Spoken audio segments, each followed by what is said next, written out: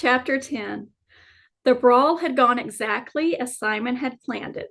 Carstone was an overly pompous dandy who had no business challenging anyone in the ring besides other overly pompous dandies. Simon didn't mind it, though. It had earned him a tidy sum that he could put aside, assuming Brody kept his word and released him from his debt. He had been swarmed by congratulations and celebrations since the fight ended, and he had ensconced himself in the small room off the service corridor that led to the gymnasium. It was a changing room for members who exercised in the gym. The walls were lined with cupboards and shelves, and benches were scattered throughout the room. Simon planned to make use of the shower bath in the back corner before going out to join in the victory celebration. He peeled off his sweat-stained shirt and set about unwrapping the bindings from his hands. Aside from a couple of nicks on his face and a few knuckles, he hadn't been bloodied. His still tender ribs were already starting to ache. Nothing a bit of whiskey wouldn't solve.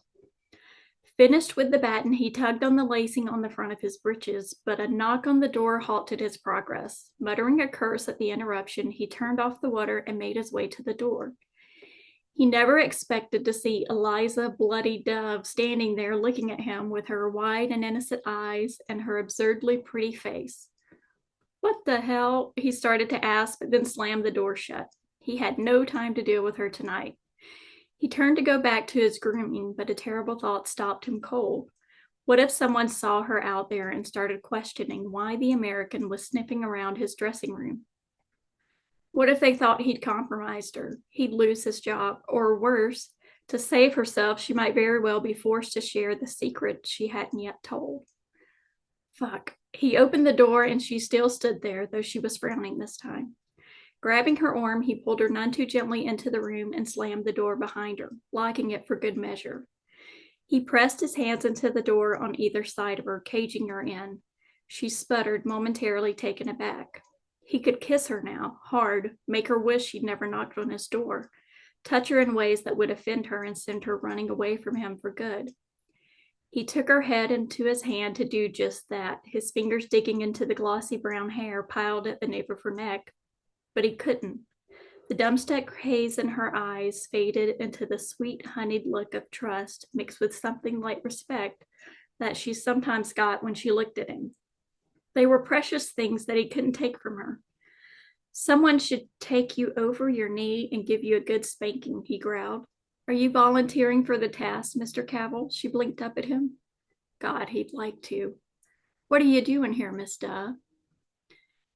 Your accent has come out of hiding, I see. He wanted to wipe the smirk off her face. The problem was the only way he could think to do that was to kiss her. Since it couldn't be rough, it would be soft and wet and lead to things that were out of the question. He turned to stalk away from her, taking several deep breaths until he had calmed down enough to speak again. What do you want with me, girl? You shouldn't be here. You could get me into a lot of trouble. She glanced over her shoulder at the door, uncertainty reflected in her face. I don't want to get you in trouble. I took precautions. Everyone thinks you're changing and alone. He wasn't reassured by that, a state of events she must have suspected because she came over to him and put her hand on his arm. No one saw me come in except for Jenny and Lord David.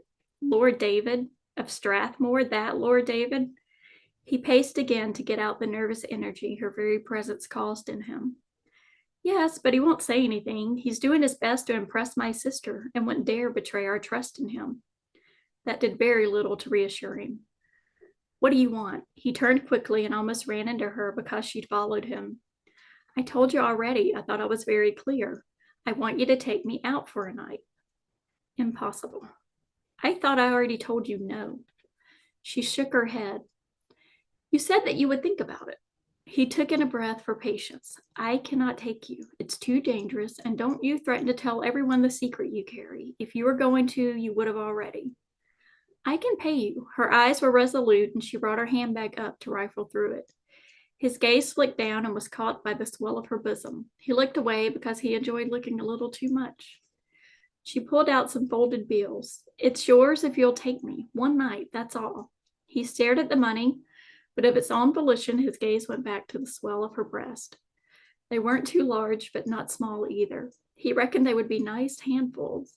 And aware of where his attention was focused, she took in a shuddering breath that broke the spell. His eyes met hers. Why is this night in Whitechapel so important to you? An internal battle played out over her face. She didn't know how much to tell him, but he wouldn't do this for anything less than the full, unvarnished truth. What do you remember about the night we first met? She asked, her voice low, almost a whisper.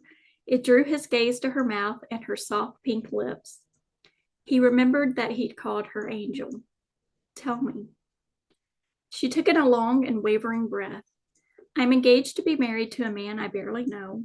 My entire future will be an endless round of social occasions, balls and weddings and teas and political dinners. To top it all off, I'm fairly certain I'll have to give up my dream of going to a university. So few accept women, and I can't believe that Mainwaring will countenance such a thing of his wife anyway. All of that might be bearable if I loved him, but he is even now cavorting across the continent and having relations with prostitutes, and he's so proud of that fact that he and his friends are keeping score on that blackboard. She pointed in the direction of the very room of their first meeting. As he recalled, there had been several check marks added since that night. There was a twinge in the vicinity of his heart. It wasn't that he didn't feel for her. It was that he found it difficult to empathize with her making a decision that she knew was bad for her. Then why are you marrying him? He asked. Because it would be stupid not to. My godfather, Mr. Hathaway, is in charge of my inheritance, and he will only dole it out upon my marriage to a man he finds suitable. He only finds aristocrats suitable. So what happens if you do not marry an aristocrat? Then I receive no inheritance, and I'll have nothing. I have no father, Simon. He wasn't prepared for the fist punch effect of the sound of his name on her voice. It stole his breath. My mothers and sisters and I sold everything we owned to come here for the sole purpose of finding husbands to secure our futures. There is nowhere to go back to. There is no future where I don't inherit. He didn't know Mainwaring well, but he knew men like him. The thought of her married to one of them was anathema to him. Men like that wouldn't know how to deal with her. They'd crush her to control her. There is, you simply choose not to want that future. Would you choose that future? She challenged him. Would you walk away from $250,000 to a future of nothing but insecurity? I'm sure you're aware that options are limited for women. Simon could hardly conceive of that sort of money. He imagined his sister Mary, her curls and laughter, and all the small things about her that he didn't think about unless he had to because it was too painful.